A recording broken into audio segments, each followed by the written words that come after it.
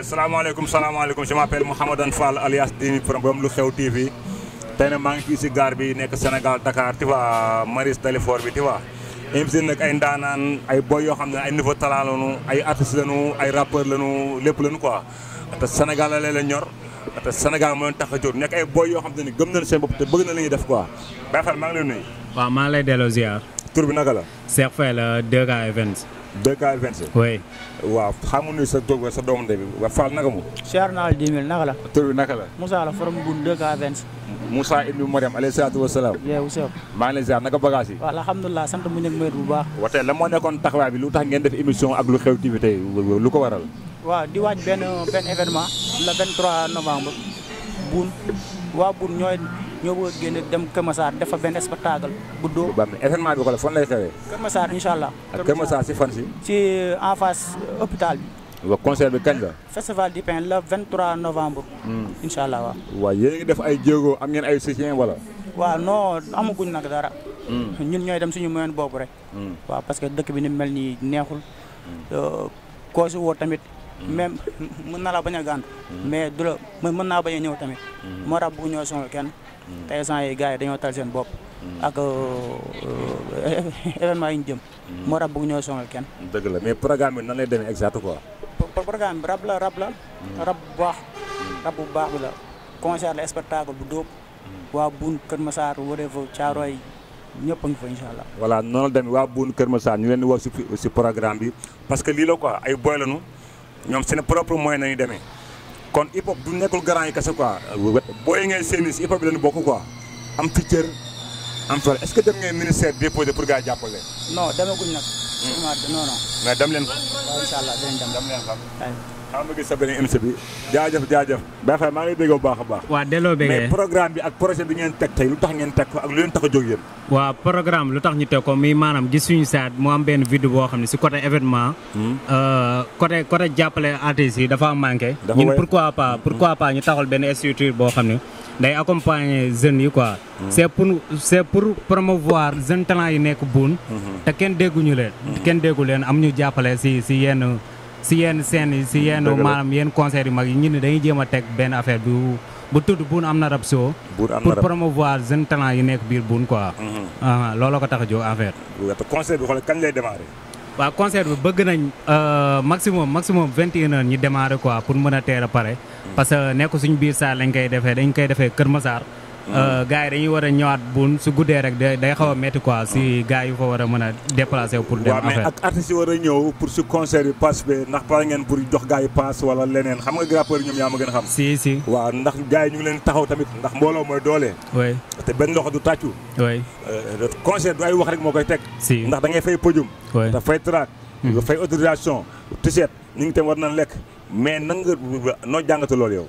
waaw amul nag ay kase yu ñu teg quoi mais am na benn stratégie bu ñu teg muy maanaam ay PV lañ defar PV yi artiste bu jël ay PV jaay ko di nga si am pourcentage quoi mais tey jii amaana suñu bëggoon jël artiste bu nekk ñu jox la kase day xaw a métti quoi te si koo xam ni ay jeunes lañ am ñu soutien am ñu partenaire am ñu benn sponsor yi day xaw a métti quoi mais daal stratégie boobu lañ jël da si fekk artiste bu jël PV jaay di nga am benn pourcentage boo sa am minimum boog di moins mën nga gérer ba pare am benn 10 000 francs wala benn 5 000 si benn 20 artistes mën naa ni kon 2K Events am na benn liggéey bu muy def quoi. soo moytu journée war na fa mën a génne benn 200 000 boo xam ni da ngay partager si artistes yi quoi.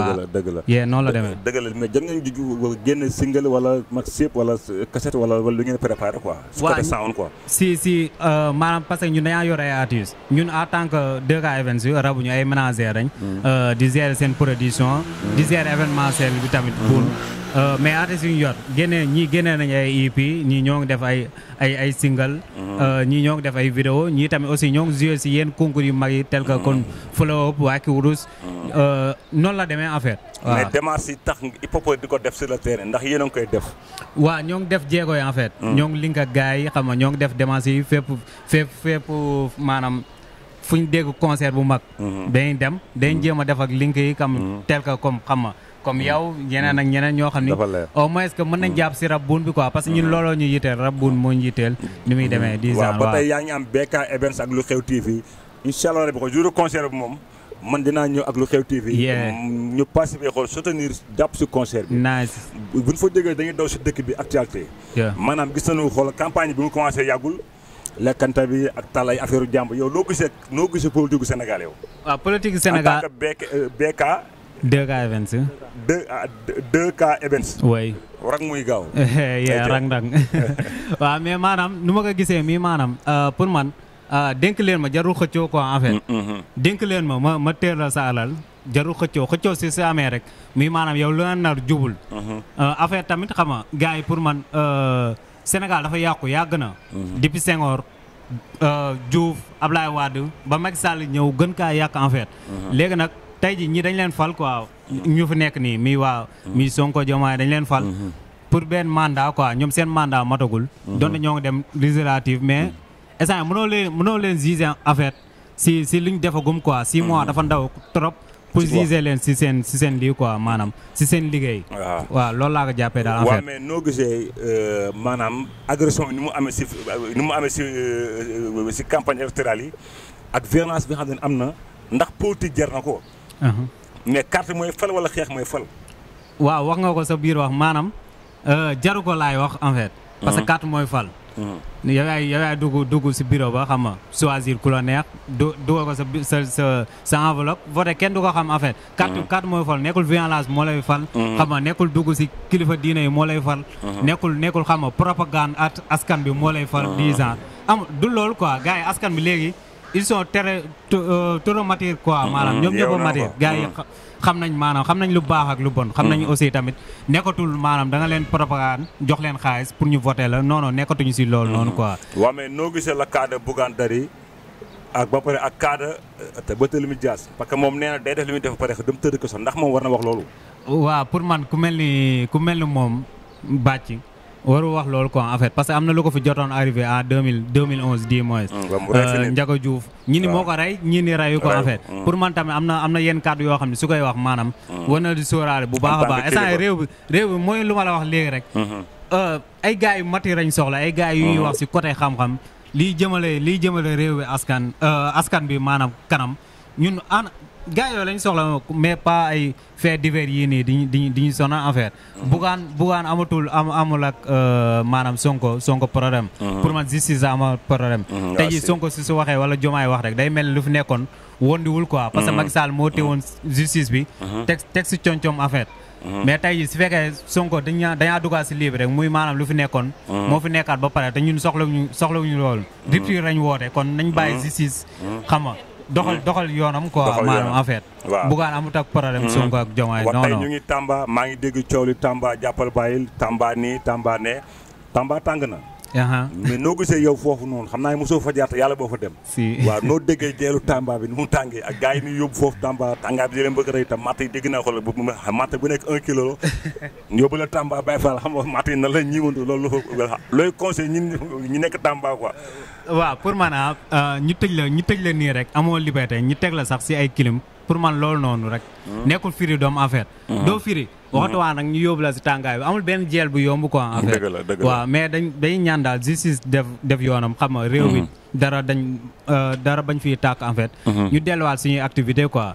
comme nu mu nekkee nii. waaw loolu la ngay ko conseil opposition bi nga xam te ne ñoom 1 2 3 ñu indi problème yëkkati fin ni ngi di rayante chaque instant Sénégal du changé. marche grève xeex ba kañ quoi ndax lii tax na réew mi changé la ngay conseil opposition bi nga xam ne lu ji njaaga ñooy njaag. waaw opposition yi man lu ma leen conseil muy maanaam ku si pare pour def politique wala pour toog fu Diomaye toog nii en fait. na nga yokk sa xam-xam côté si côté politique quoi wax indi ay programme yoo xam ni jeunesse bi maanaam ku ko lire da nga xam ne kii kat pare na pour jëmale Sénégal kanam quoi mais pas.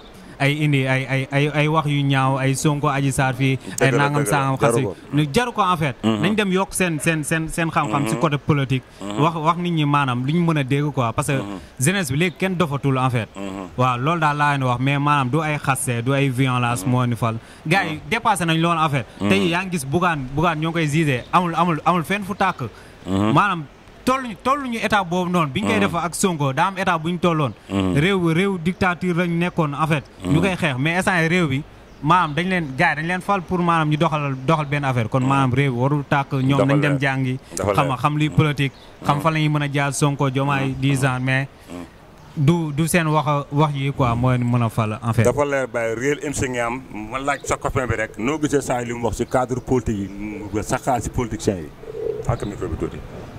waaw politique moom ñun Sénégal li ñu koy dundee moom dafa ñaaw.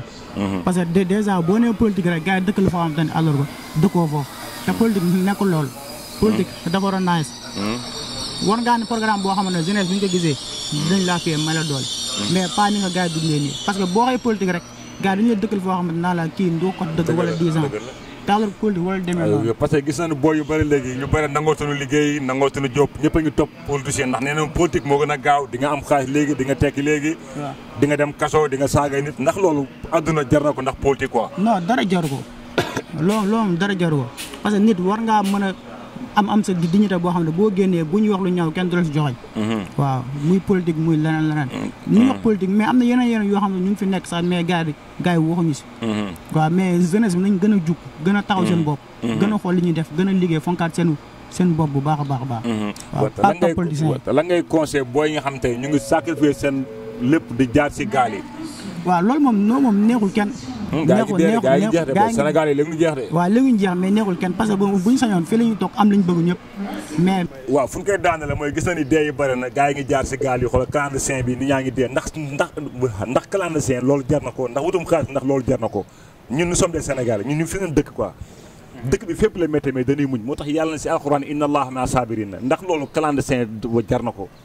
waaw d'une part dama naa ni jaru ko d'une part tamit man ni jar na ko parce que pour man benn transport rek kon gars yi ni ñuy duggee si avion di jàll am na ñu jaar si gaal jàll affaire te tamit xam nga réew bi dafa dëgër amaana tamit ñooñu noonu jàll dem du ma leen condamné mais seen situation moo leen lii ak aussi tamit yàlla fu mu tudd sa dee par force même mais waaw da nga koy def en fait même soo amul woon idée pour dugg si gaal sax da ngay jékki-jékki rek xam nga sa benn copain forcé la da ngeen di dem noonu la rek mais tamit pour man tamit toog fi tekki fi tamit am na fi en fait quoi ñaar yëpp a baax toog fi tekki fi am na fi noonu la demee waaw mais noo gisee tey kaaw tey gis nañu Nick Doff tey moom mooy affaire hip-hop yi ak kilifa tey looy conseil tey Nick Doff ak kilifa bu yanaama tey waaw suñu PCA bi ak kilifa waaw war ngeen leen seeti de waaw forcément parce que ñun si culture lañ nekk ay acteurs culturels waaw mais ñu doxal lu gars yi di woote rek rupture boobu muy jubal xam nga jubanti loolu la ñuy sàkku si ñoom gis nañ culture bi maanaam am na dafa xaw a dellu ginnaaw dañu doon jël fonds yi mu yemoon si benn ñetti nit wala xam nga waaw si paa yi di mooy gars yi après fonds bi na gën a yaatu ñun si lañ bokk keneen ak keneen si lañ bokk ku nekk dans la règle rek déposé war a mën a am si fonds yi na si am léegi tam ñoom si côté culture bi nañ jéem a xool indi ay idées yoo xam ni mën na yokk culture bi kanam quoi ba gars yi sax dootuñu soxlaat sax fond bi en fait noonu lay demee la ngay tàggatoo waaw tàggatoo mi maanaam di woo gars yëpp le 23 novembre bi au festival des Pins soo rombee hôpital Kër Massar bi rek yaa ngi festival des Pins quoi di woo gars yëpp ñuy ñëw bun am na rap show lañ woote édition 3 prévente yi disponible na ku si bëgg mën na ma woo 78 122 50 60 wala nga woo Moussa 77 142 57 05 wala nga dem suñu page YouTube bi Facebook 10 ans fépp soo tapé 2K events rek da nga koy am ñoo ngi woo waa bun ñëpp na si gars yi ñëpp jàpp ñoo ngi leen woo muy 2K events te góor yàlla la ngay tàggatoo sa dernier mot ak la ngay daanele si conseil gars yi loo leen wax quoi waa di conseil comme sa waa programme bi tey la ngay daanele quoi waaw noonu la di wax gars yi waa bun waa Kër Moussa waa Yëmbal na gaa ñëw jàpp si parce que tamit teg neexul dafa metti ay boy yu ndaw bàyyi seen lépp jël seen moyen di ko def si hip hop kon gars yi war nañ see mën a def fu nga quoi ñëw jàpp si di wax booy nañ jël teg tigé yi ñi si war dugal seen loxo ñoo avancé di wax gars yi le 23 la incha allah rabbi au festival du pain di wax waa Boune yëpp waaw Boune noonu la fa demee nag xam naa benn yoon daan ko gën a yaatal xam naa jour concert ñu ngi si biir nag quoi di bëggee képp kuy xool képp kuy suivre lu xew TV di bëggee nandaan yi nante yi góor yàlla yi di leen bëggee di leen wax rang muy gën a gaaw